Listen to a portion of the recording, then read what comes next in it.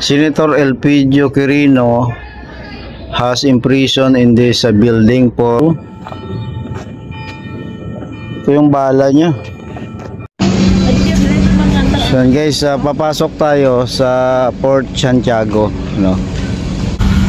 So ito yung loob ng Port Santiago, guys, oh. Pag pasok mo dito, ito yung makikita mo, no, plaza. Ngayon may isang pasyalan dito Baluarte di San Francisco. Yan, pasokin nga natin to.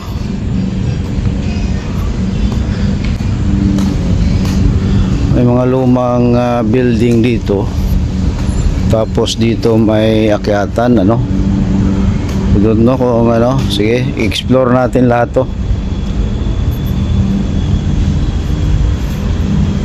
May lagusan dyan, ano, wala namang ano, wala nga masyadong tao. Ito, pasokin natin to, Baluarte di San Francisco.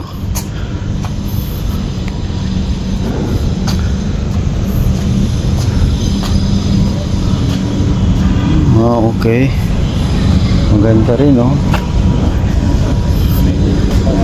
So ito yung itsura niya, Baluarte di San Francisco. Yun, may mga ano doon, no, may mga restaurant classic. Ito pala yung dinadaanan namin dyan ni Alvin, no, sa kabila lang. May mga vintage Canon doon, oh. Yan, vintage Canon. So itong area na to dati ay dito nakaposting yung ating mga kawal, naglilipinsa sa atin. Tahimik, ano. Ito dito may kunting pasyalan, may restaurant din dyan, may mga prutas na, oh. And then dito parang outpost yata ito. Yan, oh. Yan, pahinga nila noon pa siguro, no, kasi mga mukhang luma na. So may isang Canon dito maliit. Yan, oh, nakikita. Yan, may Canon, may tubig, diba? So pwede nga mamasyal dito at tahimik, ano, ang lugar na ito. Siguro ngayon lang kasi ang oras ngayon ay alas 10 na. So medyo walang tao. Pero siguro kung hapon or mga weekend, no, maraming tao siguro dito. Yan, malapad din, oh. So tahimik, ano. Kung gusto mo ng katahimikan pala pa, pwede kang pumunta dito. Yan, may prutas pa. At may mga tawag dito, golf cart. May suha, oh. So ito yung Baluarte di San Francisco. Ikot tayo doon sa kabila. Parang may nakita ako mga building, mga lumang building. Tingnan natin doon kung ano naman ang itsura niya. So pasok tayo dito. Dito tayo kanina dumaan. Dito, pasok tayo dito. May nakikisilip ako mga lumang bahay dyan, yun. Lumang building.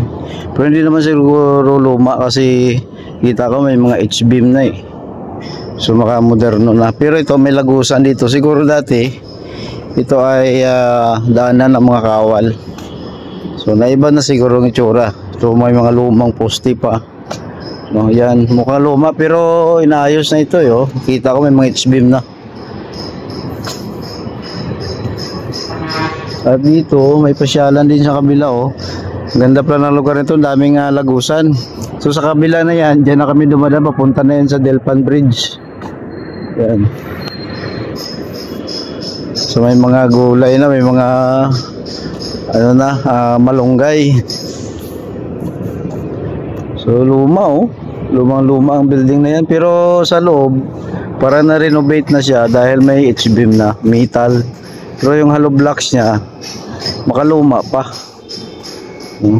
Tapos dito Ay, oo. Yan, pasyalan. Doon pala yung daanan kanina. Dito tayo dumaan sa kabila eh. So, ganda dito oh. Talagang kung gusto mo ng ng katahimikan, dito ka lang pala pumunta. Okay dito.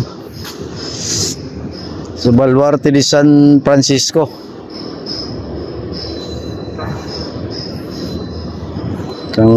Itong punong mangga, sigurado pag namunga to,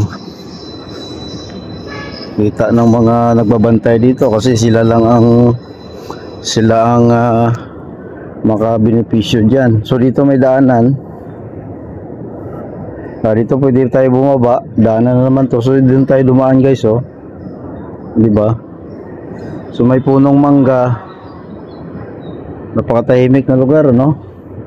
So kung mga may iniisip ka, dito ka lang pala pupunta. So yan oh, may ilog dyan. Oh, creek. At may entrance doon. Mamaya punta tayo doon sa entrance na yun. So dito dead end na eh oh. Ayan. Yun o, may ilog dyan. At may nakikita akong vintage cannon din o. Mamaya punta natin yan. Sa kabila lang. Dadaan tayo dito sa may hagdanan na ito. Balik lang tayo konti. Dead end na kasi doon. So balik tayo dito. Baba tayo no. Punta tayo dun sa kabila. Baba tayo dito.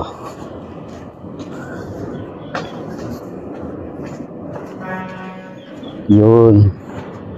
Lapit na. May nakikita kasi ako mga vintage cannon dito. Ayan guys oh. So doon tayo kanina galing. Yun yung entrance. Yun yung lumang building oh.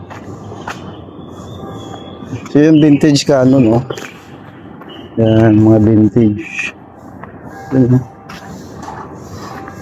So sinaulang cannon nandito. So mahawakan natin to. Actually mayroon dito sa kabila eh. Yan. Dito lang siya. Ano? Dito. Yan pala yung cannon dati oh. Yan.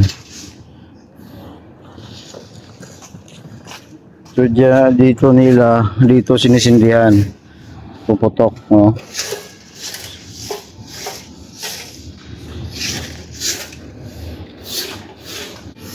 So dito may nakita pa tayong mga vintage cannon guys oh. So doon tayo sa taas kanina dumaan. Ito yung building na sabi kong luma na. So dito may kumakalat no, may nakakalat na mga vintage cannon at yung may mga ammunition eh no, mga bala. Grabe luma nga ang core na ito oh. Yun, mga vintage cannon guys oh. Ito yung bala nya.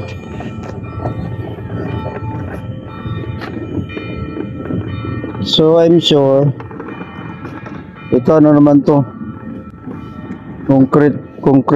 concretable. Yan naman bala, sigurado hindi yan dito kasi maliit ito eh.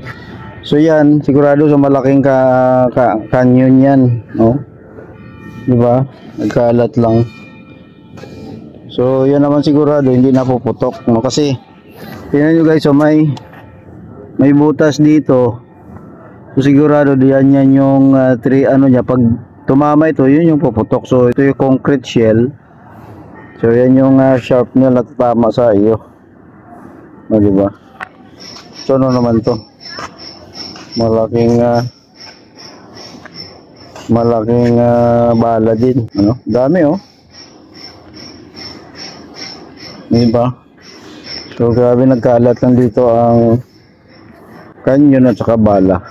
So dito may mga ano naman picture no, mga sinaunang picture no, kaya yan lumang-luma na eh mga cubes.